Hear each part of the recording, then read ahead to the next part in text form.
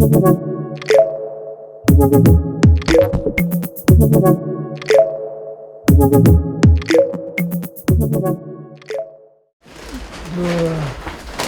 nord de Lozère. Et voilà, j'ai mon petit papier devant moi, je tourne les pages, qu'elles viennent de Mende, de Langogne, de Naussac, de Lobert, Pelouse, Pierrefiche, et encore de Châdenay, de Montredat, d'Alinck, d'Altier, qu'elles se prénomment Christelle, Brigitte, Janine, Gwendoline, Monique, Raymond, Daniel, Mélanie, etc., etc. Vous avez bien compris, ce sont près de 700 couturières bénévoles qui ont accompli un travail fantastique avec la réalisation de 80 000 masques tant attendus. C'est plus ou moins dur, mais elles se sont débrouillées, des fois à l'aide de voisines. Voilà, il y a eu une bonne... elles étaient toutes contentes de me donner leurs beaux masques et des petits cadeaux que le département leur a fait passer aussi. Que de chemin parcouru. Oui, que de chemin parcouru et tout ça dans une excellente ambiance et je pense beaucoup de plaisir pour chacun d'entre nous d'avoir pu rendre service aux Lozériens. Je n'ai pas quelque chose ce matin. Ça a été. Ouais, il a fallu que une personne, c'est un peu plus long. Donc aujourd'hui, on a des équipes qui ramassent les masques depuis hier. Donc quand ça arrive, c'est trié. Alors évidemment, ça reste cousu par des amateurs. Donc on va demander aux Lozériens un peu de bienveillance parfois. Voilà, donc c'est mis par paquet de 10. Et ici ensuite, on a préparé les sacs pour chacune des communes. Et donc on reconditionne les paquets. Hier, 13h30 jusqu'à 19h30 pratiquement. Et ce matin, depuis 8h30, et on a mangé une demi-heure.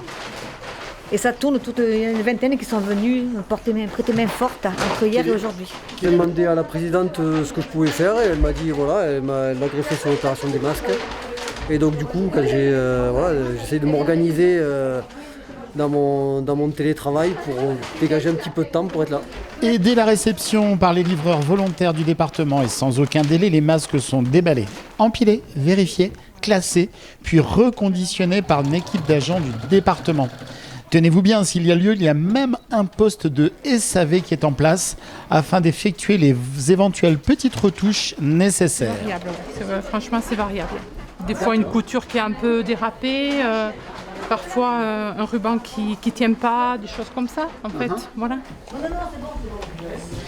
Rappelons-le, il y a deux types de masques. Sur les masques, il y a 70 000 pour les adultes, 10 000 à destination des enfants. Là, pratiquement, c'est fait, là. Ouais, c'est les gens ont mis du cœur, vraiment. Vous avez vu quoi particulièrement Même certains qui ont mis des petites broderies, juste des points avec de la broderie, des sacs avec des dessins d'enfants, aussi des choses comme ça qui entourent avec des dessins. On voit que les gens y ont mis en fait tout ce qu'ils pouvaient y mettre, pour que tout le monde s'y retrouve, quoi, en fait. C'est une histoire, c'est fédérateur et puis en fait tout le monde y participe et je crois que c'est vraiment un sentiment vraiment de communauté, de gens qui ont fait les choses ensemble pour la même cause. Voilà. Tous ces ouvrages terminés seront distribués aux mairies par les élus ou les agents du conseil départemental et ce dès cette semaine et au plus tard jusqu'au lundi 4 mai, dernier délai. En fait, tous les maires, bien évidemment, étaient partants et pour s'associer à l'opération.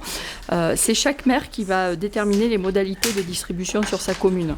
Donc certains, alors dans la plupart des cas, ils ont prévu de faire du porte-à-porte, de donner évidemment le nombre de masques nécessaires par famille.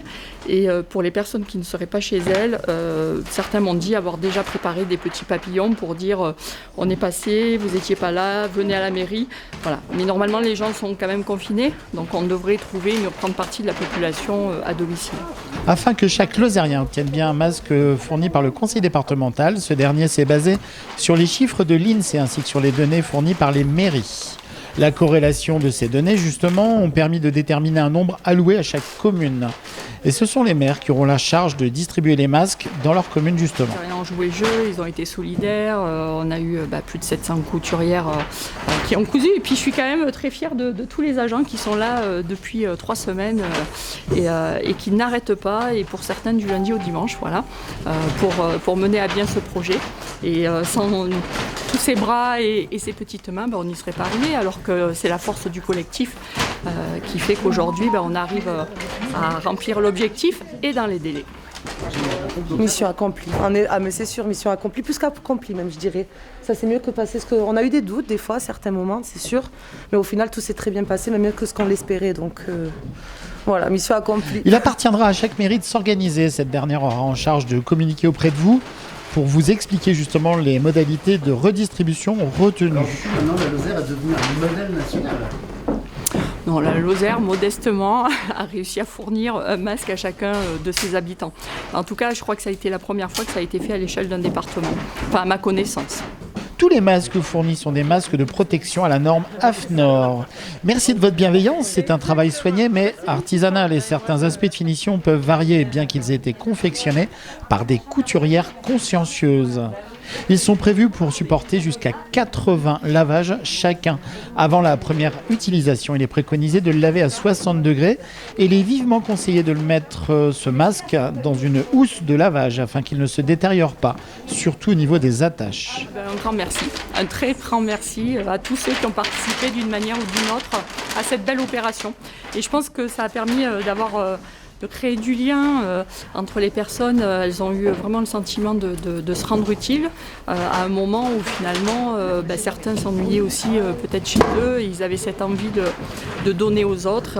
Voilà, et ça a soudé, ça a créé une communauté autour du projet. Le dernier carton qui va partir. Le premier appel, je pense que je m'y attendais pas, mais c'est la présidente, je ne m'attendais pas à tout ce que ça suivrait derrière. Quand elle m'a proposé d'être chef de projet un beau matin, que j'ai accepté avec le sourire, j'ai failli pleurer le lendemain, non, je rigole. Non, voilà, ça sera quand même le plus... Donc c'était le One Man Show de Léa. Non, voilà, ça reste le premier appel pour me proposer ce projet, parce que je m'y attendais pas, c'était quelque chose de spontané. Elles y ont réfléchi la veille au cabinet, le lendemain elles m'ont contacté pour un peu prendre la main avec elles, bien sûr. Et après, la suite, de toute façon, toute la suite a été belle, donc voilà, ça restera marquant. Quand la salle sera vide aussi, ça sera marquant. Encore merci pour tout ce travail accompli. La Lozère est décidément un département à part. KWZ-TV Lozère a suivi ce projet depuis la genèse et cela représente une série de reportages qui occupent l'affiche près d'1 heure de programme. C'est avec un immense plaisir que nous vous retrouverons bientôt, déjà pour l'épisode numéro 9. Et voilà.